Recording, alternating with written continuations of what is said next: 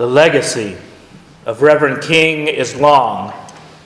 As I grow older, I realize how long ago he lived. His words echo in my mind, but I wonder about those born today. What will his ideas mean to them? What will those ideas mean to our children who are just learning his big words and the big ideas? The world has changed since I was a child. We have a black president, but the striving for racial equality is not over. The words of King that most of us know are about racial equality. His "I Have a Dream" speech dominates our collective memory. But he said so much more. He spoke against war. He advocated labor rights. He spoke about the spiritual practice of nonviolence. We are standing on the 150th anniversary of the Emancipation Proclamation. And 50 years ago, after President Kennedy was assassinated, Dr. King said these words: "Our late president was assassinated by a morally inclement climate.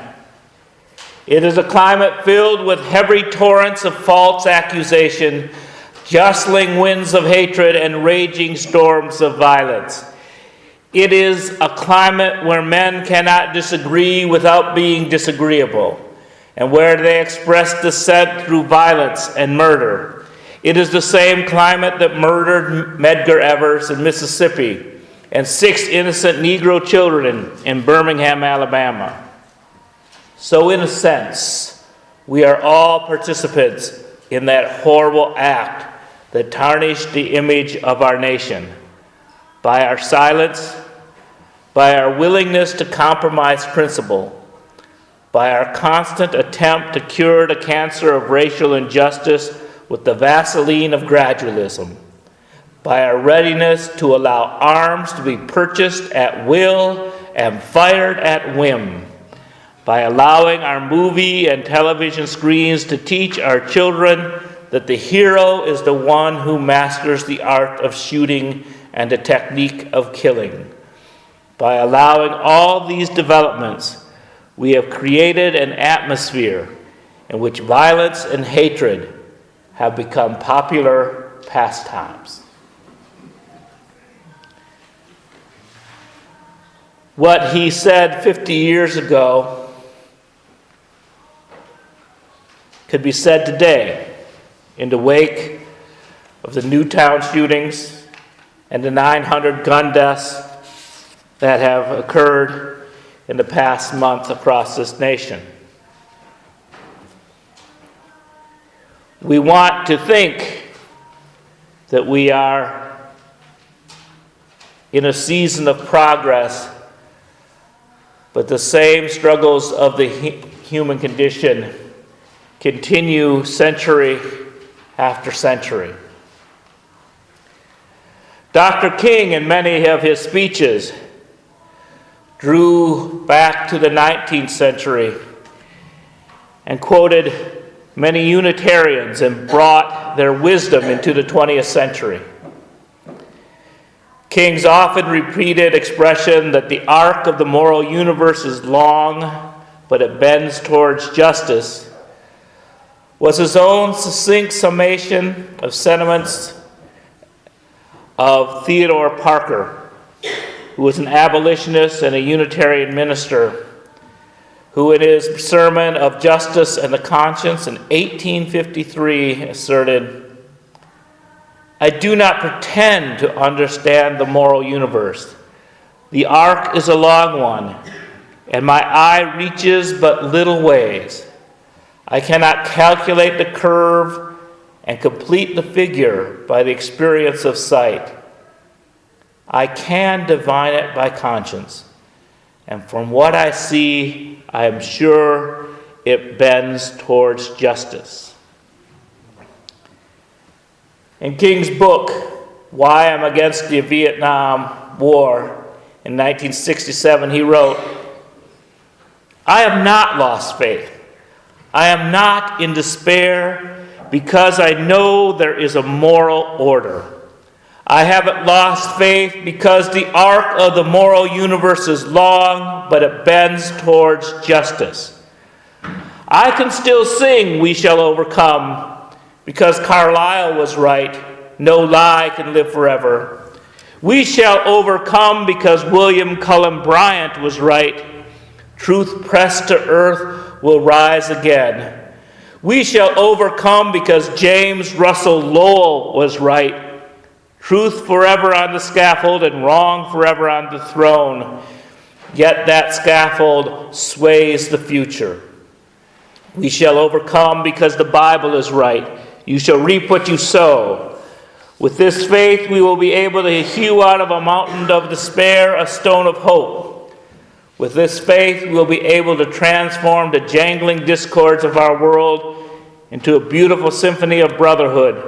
With this faith, we will be able to speed up the day when justice will roll down like waters and righteousness like a mighty stream." So of the people that he was quoting in that passage, William Cullen Bryant was a Unitarian, and so was James Russell Lowell, and along with Theodore Parker. And he makes reference to the song "We Shall Overcome," which Pete Seeger and others took an old hymn called "I Shall Overcome," and as you are wont to do, rewrote it and taught "We Shall Overcome" to Dr. King. But probably the Unitarian who had the biggest influence on King was Thoreau. In his autobiography,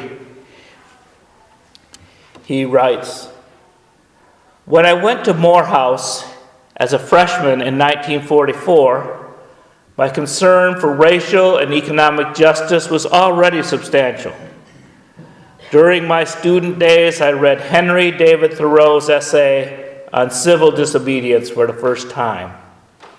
Here, in this courageous New Englander's refusal to pay his taxes and his choice of a jailer rather than support a war that would spread slavery's territory into Mexico, I made my first contact with the theory of nonviolent resistance.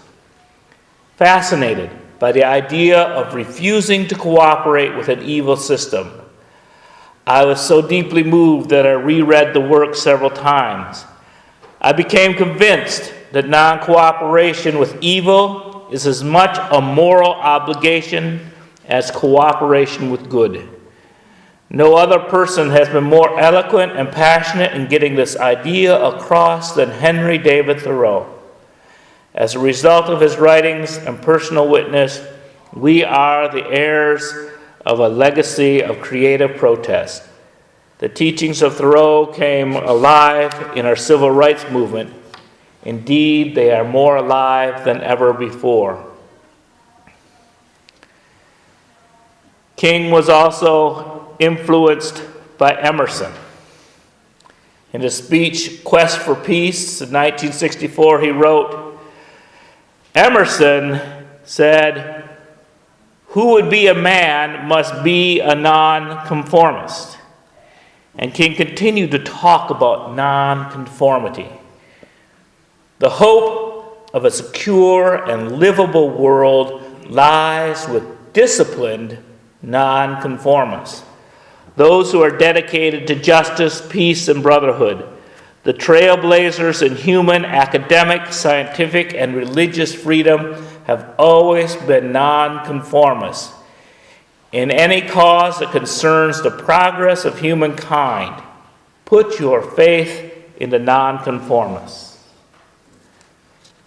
Because of King's ability to bring 19th century Unitarian voices into the 20th century, it is fitting that we as Unitarian Universalists bring his words into the 21st century. Beacon Books is the publishing house of the Unitarian Universalist Association. In 2009, Beacon Press announced a new partnership with the estate of Martin Luther King Jr. for a new publishing program, The King Legacy. Beacon will print new editions of previously published King titles and compile his writings, sermons, orations, and prayers into entirely new editions. In January of 2011, Beacon released All Labor Has Dignity, containing unpublished speeches from the writings of King from 1954 to 67. These 50-year-old words resonate with the recent Occupy Wall Street movement. King speaks of Americans going to hell if they ignore the poor. Michael Honey, the editor of the book, talked about his favorite labor speech that King gave. The one I like the best, I guess, is the one the book is named for. All labor has dignity. A speech to the Memphis sanitation workers.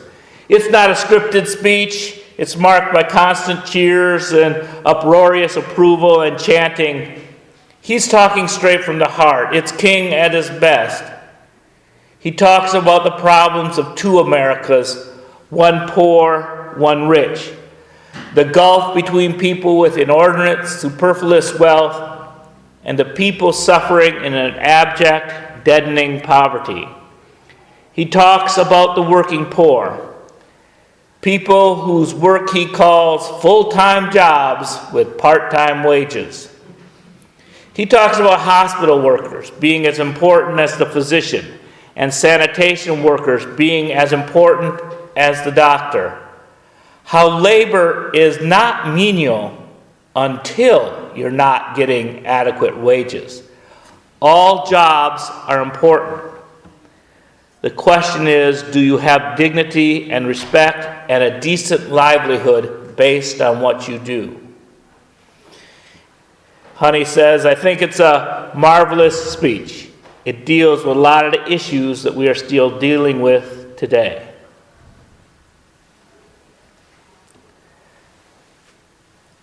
"50 years ago, King said in a speech, Social Justice and the Emerging New Age, he talked about being maladjusted. There are certain things in our nation and in the world which I am proud to be maladjusted, and which I hope all men of goodwill will be maladjusted until the good societies realize.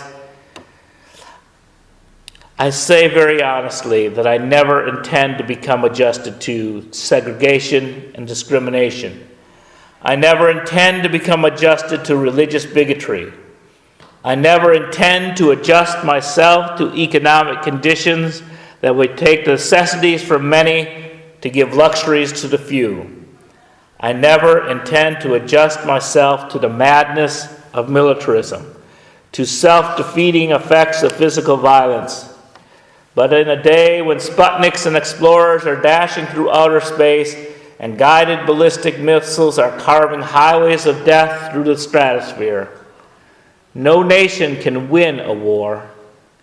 It's no longer the choice between violence and nonviolence. It's either nonviolence or non-existent.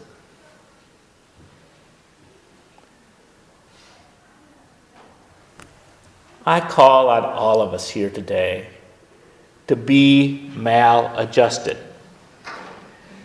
Perhaps when you told your friends and family that you were Unitarian Universalist, they called you maladjusted.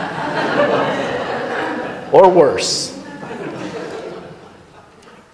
When you advocate for equal marriage rights, you will be called maladjusted.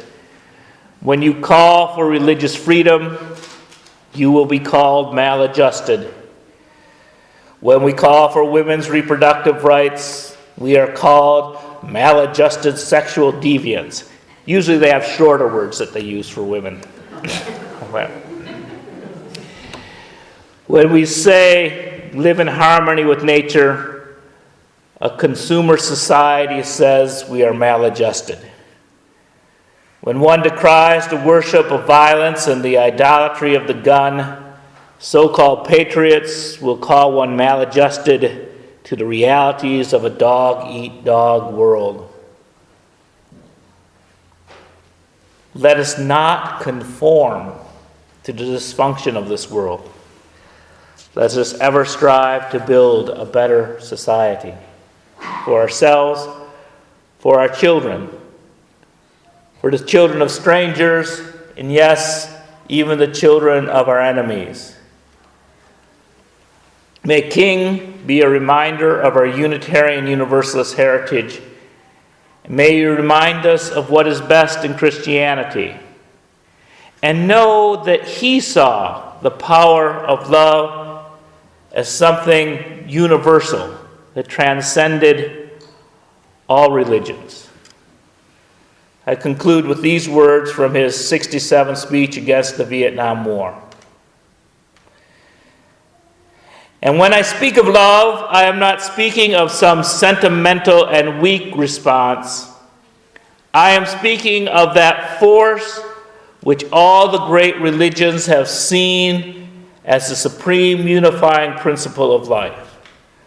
Love is somehow the key that unlocks the door which leads to ultimate reality.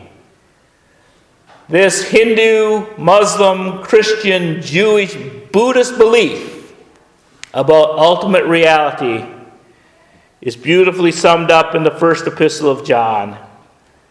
Let us love one another, for God is love.